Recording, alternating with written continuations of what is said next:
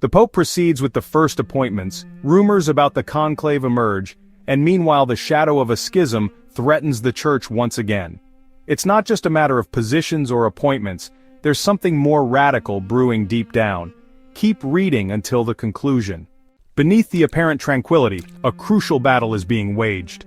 When the cardinals secluded themselves in the Sistine Chapel to choose the new successor to Peter, the atmosphere was anything but relaxed.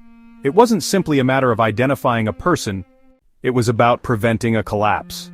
The Church was and still is immersed in a deep spiritual, doctrinal, and pastoral crisis. The fractures are obvious, but what the media has hidden is that, behind the scenes, even the leaders of the Church are perfectly aware of it. The name of Robert Prevost, an American Augustinian with extensive missionary experience in Peru, appeared only after all other alternatives had fallen apart. Cardinals like Parolin and Tagle, closely aligned with Bergoglio's agenda, canceled each other out, unable to form a united front. On the other hand, the doctrinally stronger cardinals, Burke, Serra, Erdo, didn't get enough votes, despite the initial interest. Their candidate, the Hungarian Erdo, stalled before reaching the required threshold. Too divisive for a college of cardinals frightened by the risk of fragmentation. It is in this power vacuum that the name of Prevost has emerged. According to reliable sources, he wasn't proposed by the conservatives, as some wanted people to believe at first.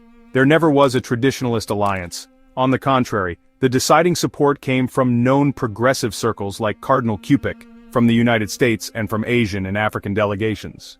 Specifically, these latter groups, considered by many to be the hope of the Church, have shown themselves instead more inclined to compromise, perhaps even due to geopolitical interests. The most obvious fact anyway, remains only one. Leo XIV wasn't chosen to revolutionize doctrine nor to restore tradition, but to preserve unity. A unifying pope, placed there to prevent the collapse of the entire building. This is the true mandate received. Cardinal Giovanni Battista Re also clearly expressed this during the Mass. Unity, peace, the end of internal conflicts, no mention of Francis, no call to continue a revolution. The message was clear: turn the page but without breaking things. But can you really unite a divided church without clearly expressing the truth? Without a clear word on what is doctrine and what is heresy? And then, the German question. For years, the German synodal path has been talked about as a risky path, but still within the Church. Now it's not possible to beat around the bush anymore. The German schism isn't a threat. It's a reality that is happening right now, right in front of a worldwide group of bishops too hesitant to call it what it is. The public statements of Bishop Georg Botzing, president of the German Bishops' Conference, leave no room for doubt. He explicitly stated that he wants women's ordination, receiving applause and agreement, not in a Catholic Church assembly, but during the German Protestant Church Congress. A symbolically devastating location, a context where they no longer talked about communion among Christians, but about doctrinal convergence on nothingness. Botzing is not an isolated case. The entire German leadership is moving in the same direction, declaring the Catholic Church guilty of centuries-old doctrinal errors, from sexual morality to the male priesthood, and proposing a pastoral evolution that, in reality, subverts dogma. Suddenly the tone has softened. There are no more bombastic declarations, but cautious, ambiguous, sometimes evasive answers. Botzing hasn't retracted anything, but he has started talking about processes, discernment, cultural listening, language that sounds like strategy. No going back, but definitely hitting the brakes. There's no proof or official confirmation, but a question is circulating among analysts and Vatican sources. Was there a call from Rome?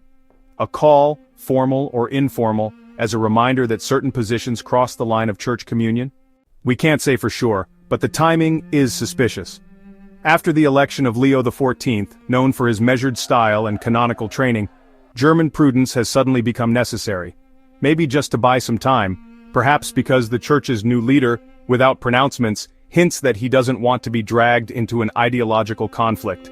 In any case, the progressive arrogance has hit the brakes. It's not much. But in the current historical moment, any doubt on the part of those pushing for forced change represents a crack in their certainty. And it could turn into a gap, because it's not enough to have elected him. Now they must shape his image. As soon as the name of Leo XIV was announced, the main figures of the progressive wing launched into a frantic race to impose their interpretation of his papacy, even before it really began.